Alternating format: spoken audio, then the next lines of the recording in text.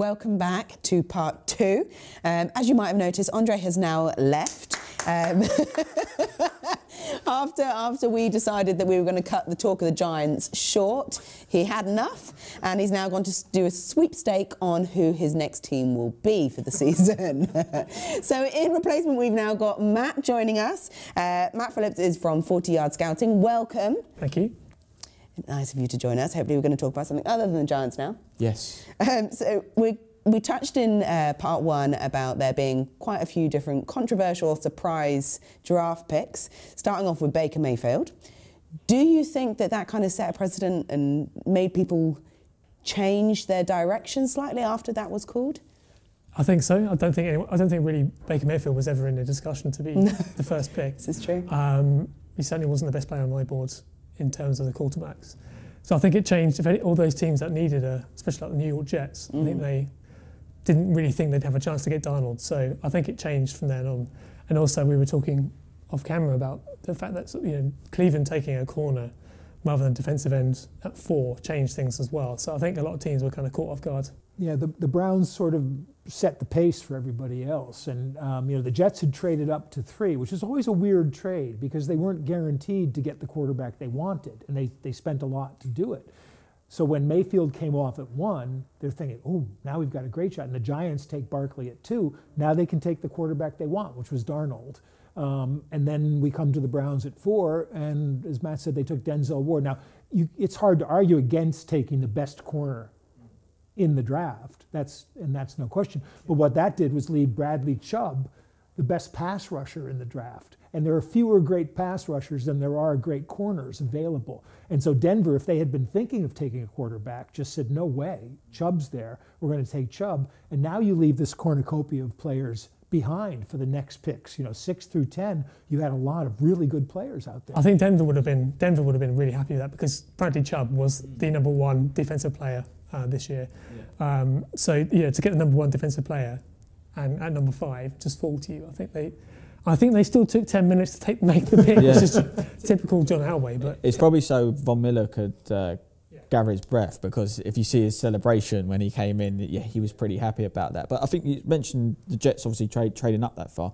I wonder if they've either got wind that Baker Mayfield is going to the Browns somewhere down the line, or they probably thought they may go for Darnold. We need to get someone like Baker Mayfield. I think this is a really important point that very few fans actually sort of really appreciate, because teams, they spend weeks playing through mock drafts. I know a few teams that actually do mock drafts each day for the final 3 weeks before the draft, and they all have intelligence on what each team is going to be doing, what their intentions are. So when, as fans, we might look and think, oh, we could have got that guy a round later, or we could have got him a few picks later.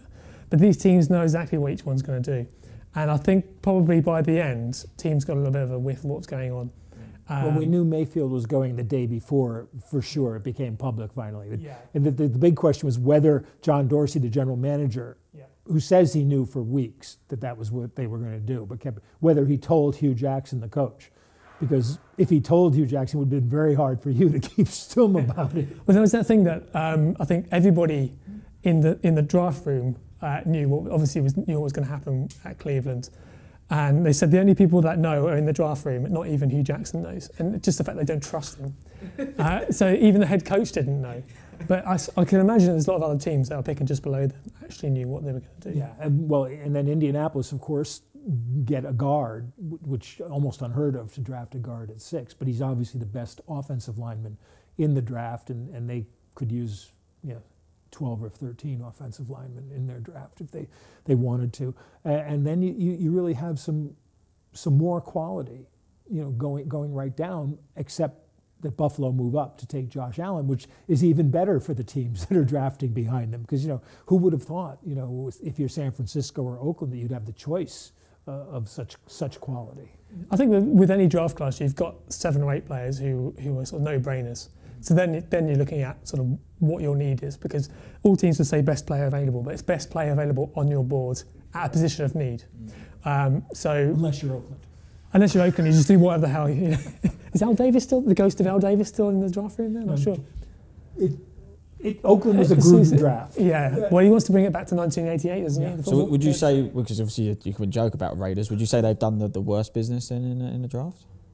They've been competitive in that category. I think. New Orleans, I think, New Orleans is one of those where they paid so much to go up and get Davenport, who I like a lot, and I think will turn into a really good player. But when you pay that kind of a price, it's almost always, it should be for a guy you think is going to put you over the hump. And I doubt Marcus Davenport's the guy who's going to put New Orleans over the hump. Well, it was a quarterback trade in terms of value for a rangy, raw defensive end. It was a project. There was no one that went, oh, great pick, when that name was announced. It's one of those you're thinking, what does they give up? If they were at 15 and made the pick without trading up for it, everyone would have said, great pick. You're getting good value. It was a 2019 pick. You know, if you're drafting a quarterback, you think it's going to be your next quarterback for 10 years or so. We had Patrick Mahomes gave up 2 first rounders. For a quarterback, that's fine. But for a guy who's a bit of a project and probably won't do much this season, good player as he is, it's a bit of a head scratcher. I mean, obviously, you guys just touched on it briefly there about sort of loud mouths and people are sort of coming out and sort of revealing different things. Obviously, we can talk about information that does come out. Josh Allen touched on this with his text messages that have come out. Now, albeit I believe that it was when he was a lot younger than what he is now. 14. But I mean, how much of an effect does that have on people? I think it's one of those things that's blown out of proportion because social media doesn't want to talk about whether he's going to be a good quarterback or a bad quarterback.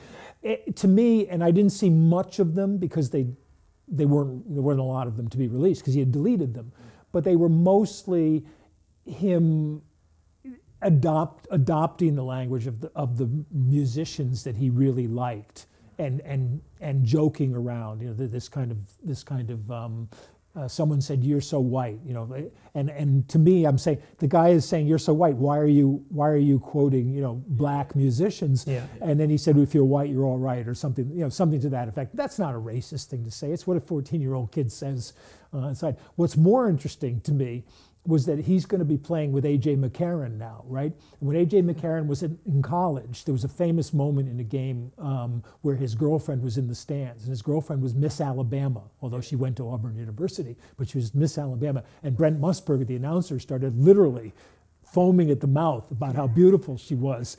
And during the commentary, wasn't it? Yeah, during the commentary. So now he was 15 or 16 when he sent this text, but he sent another text about, how quarterback, he was going to be, and it's like, what a great. Now he's playing with McCarron. I'm sorry, he's going to have to justify that to him personally. I mean, it's like the Twitter history from hell, really. If you're going into that situation, I think also don't rule out the fact that other teams as well, they do all these sort of things. They mine for things like this. That was an interesting It's point. villainizing, isn't it? Especially if you all say, I'm not saying the Bills did this or anybody else, but if you're looking for a certain player and you want him to drop to you. It's true. Don't put it past the NFL and all the weird things that they do during the process. I mean, I'm one of the few people in the world who you could go back over all of my Twitter feeds and never find one that's embarrassing. I can't not say a single word about my feed. Most people, would probably. I think because social media and stuff, it's been 10 years really now that it's been booming. You look back at a lot of these players and 10 years ago, they were kids, like real kids. So now, do parents need to take a bit more responsibility in their kids' social media? If they see a bit of talent, as soon as you spot a little bit of talent, they've got no chance. I want your phone, I want every bit of internet. I think now people are becoming more aware of the powers of it, though. They will be more conscious. But back 10 years ago when it first came out, no one had any idea of kind of... It will come back and bite them, basically. Yeah, no one realised that these were staying around forever and they were going to come and bite you in the ass. I think the evaluation process always shows that it's so thorough that if a team likes a certain guy and has been researching them for years, they'll know. Oh, exactly. Yeah. Unless it's draft day, where Kevin Costner knows who the guy's sister is in the stands, but doesn't know he was thrown out of the game when they're looking at the tape. But what we're talking about, Oakland and San Francisco and Oakland. San Francisco took McGlinchey from Notre Dame, offensive tackle. They needed a tackle, and they took, and Oakland took Miller, and that left Minkah Fitzpatrick, for example, available to Miami. Great pick, at the side. Then Vita Vea to Tampa. Surprise pick there because we thought they'd take a safety, but, great player. 340-pound monster inside. Great quickness. So guys, loads of names that you're obviously reading off. Loads of names. 256. Yeah, we can go through it. I mean, the excitement there when we're talking about all these players, would you say this is one of the best sort of classes that have come out, sort of class of 18, should we say? I'd say no, not to be negative, just because I think there's probably only 7 or 8 guys that are actual kind of blue chip players, as we say.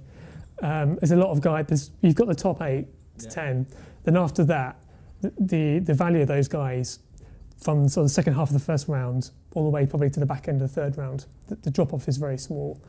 I'd expect to see at least 15 blue chip guys, so it's not quite as good. Yeah. And we were saying about the quarterback class, apart from Josh Rosen, I don't think any of these other guys are going to have much of a impact early on. The thing with this draft was, and Matt's absolutely right, because talent is basically a pyramid in most drafts, and this one had a kind of small top point of the pyramid, but the second level was very big. So there was a lot of motivation for teams to just hang around between, say, pick 18 and third round, even into the fourth round. They could get serviceable players who would play. Beyond that, it's not very good. Some drafts will go down to 6 and 7 where you can find a bunch of decent players, and this one didn't have that much depth. The undrafted guys, in a way, are better than the guys who went in round 6 and 7. But the thing that made this draft so attention-getting was that you had originally 6 quarterbacks and sometimes you might even say 7 in first round contention, but nobody could agree on what order they should be in. And even really well-respected draft gurus, some had Mayfield first, some had him 6th, some had Rosen for first, some had him 4th, some had Allen first, and some had him 6th. So that's what kept all the interest. So more tactical, really, then. Yeah, but it also kind of had that iceberg effect, the rising sea. All 6 guys, including Mason Rudolph, were rising up, and the next level below them were rising up as a result too. And then you saw what happened after the first 5 guys went. Then it was very slim pickings for the rest of the draft. I think pretty much every position, once you got past the top 2 or 3, it's very much in the eye of the beholder. So that's why you had guys like Terrell Edmonds going early to Pittsburgh. On the face of it, you're thinking that I rated him as a 3rd round pick, but obviously they see something they want to do with him. And I think a lot of the picks, a lot of people were scratching their heads. I'd never heard of this guy, or, we could have got him 2 rounds later. But actually this draft, you could have mixed up 3 or 4 rounds, I think, after the first round, and just taken a pick or whoever you fancy the most. So it was, in terms of the skill level, in terms of the talent level, not as great. And as Mike says, I've never known an undrafted free agent class like this, where you've got so many guys who are on the face of it. When you watch college football, I really like them, but the guys who fall into undrafted free agency are the guys who have character concerns, or they're not that serious about football. These sort of things come out as you see it being played. And people were going crazy during the draft because Bill Belichick kept trading down. Yeah. The Patriots. They made 3 draft picks, but they were trading up and down for those. And then they just kept bombing out of round 4, which to me was saying, what he does, people look at draft boards and they say, well, this guy's still available. He's a 3rd rounder on our draft board. It's the 4th way. We got to take him. Bill doesn't think like that. He thinks, well, this guy's available, but is he better than the guy I've got right now? Or is he better, or is he as good at a different price, or something like that? And he kept just saying, no, I don't need that guy. I'll keep going down.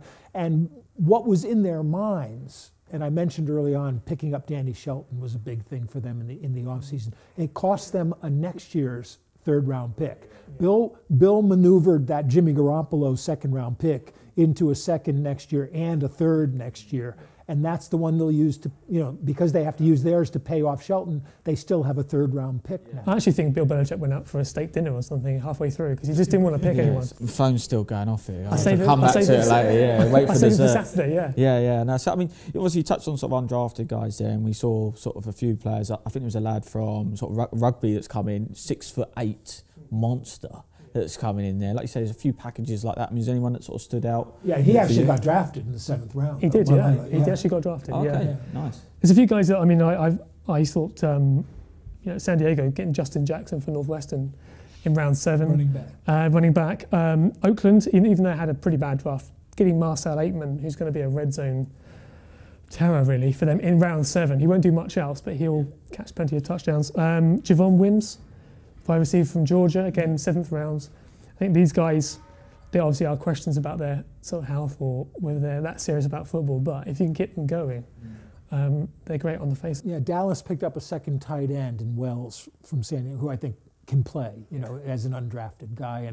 And Tennessee took Ethan Wolf from the University of Tennessee, who reminds me of a guy called Jake Locker, who was undrafted, I think undrafted or drafted. No, he was drafted high, but he's had a long career with Tennessee and Tampa. And the Patriots, again, as they always do, because they always have a couple of undrafted guys on their roster every year, picked up Webb, the running back from Vanderbilt, and the other Jackson from Maryland, who I thought was going to get drafted in round 4 or 5.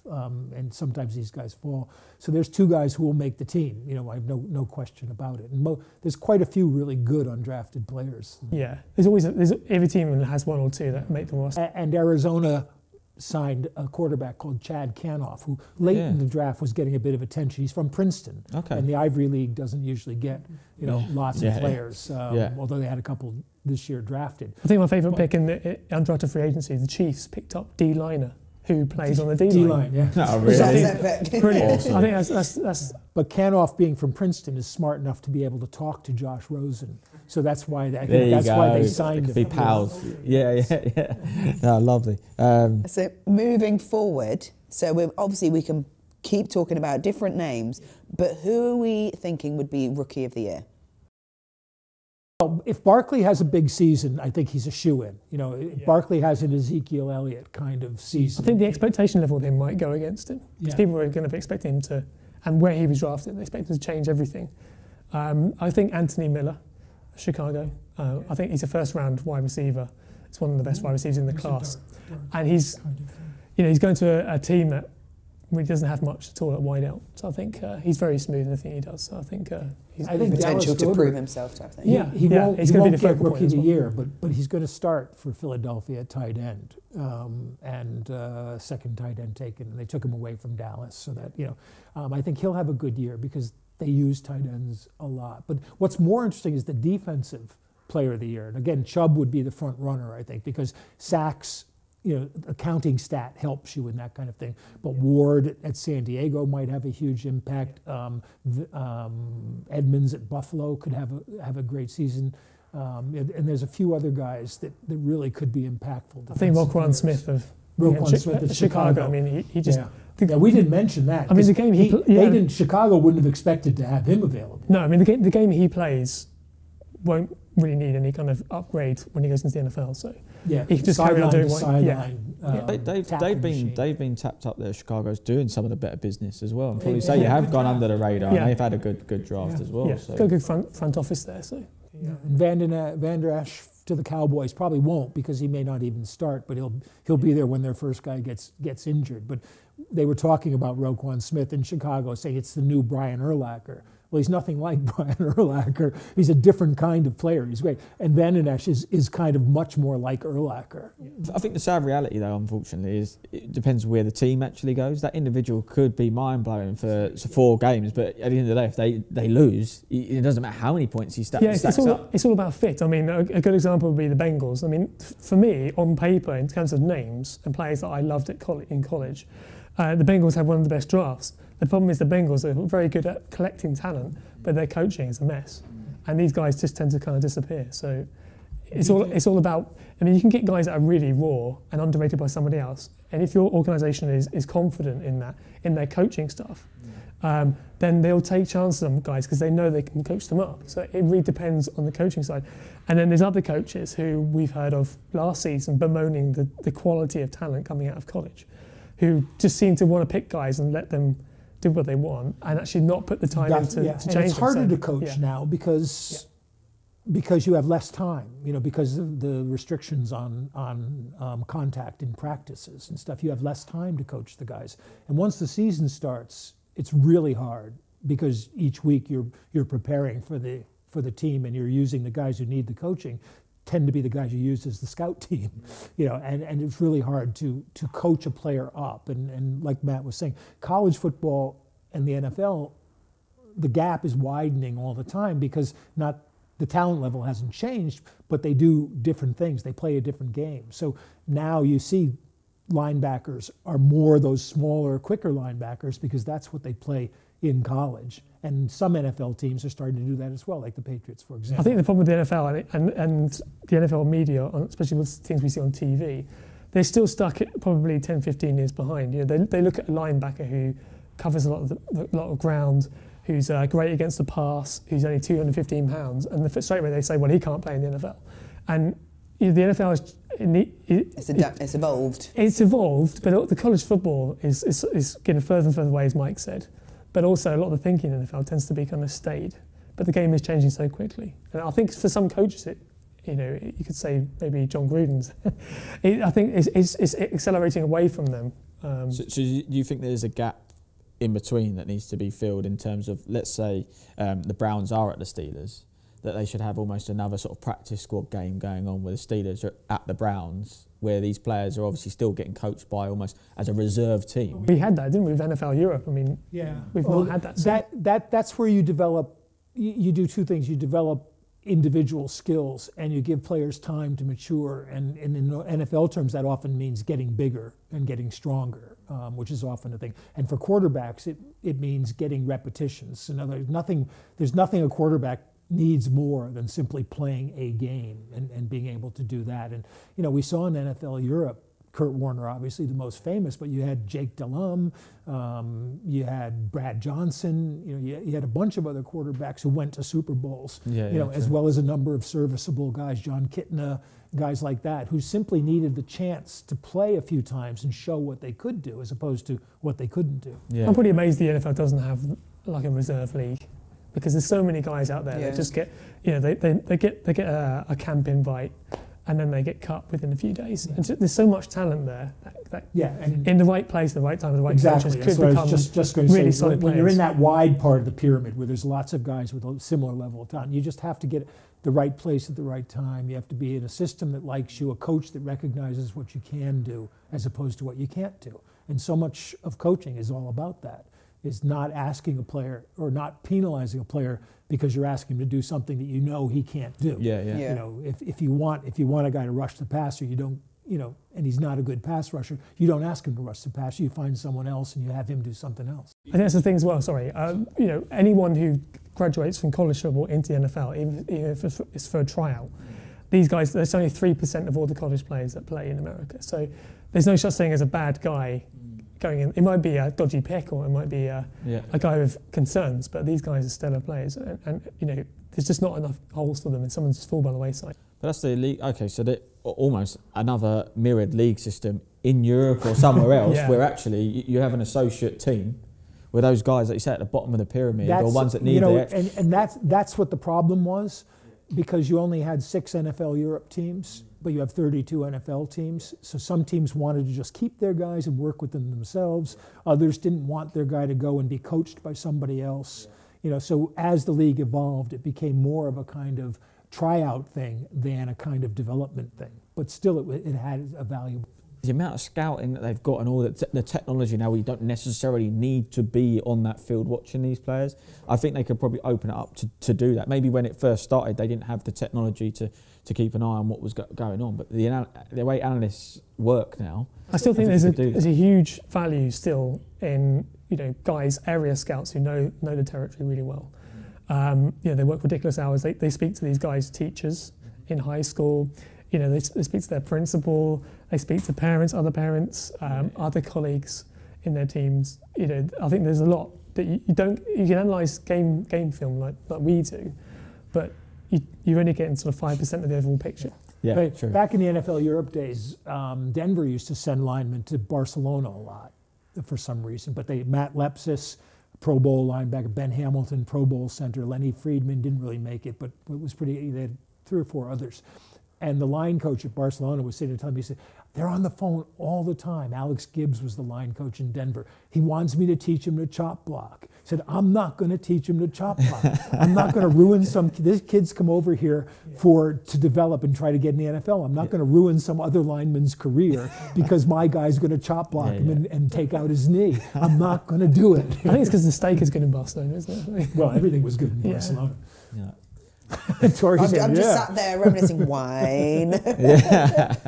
No, I mean, today's been obviously awesome for everyone that's obviously tuning in and watching this. Obviously getting a great analyst coming in from 40 Yard Scouting, obviously knows his stuff. And for fantasy players, probably go and check out 40 Yard Scouting just to get ahead of the game.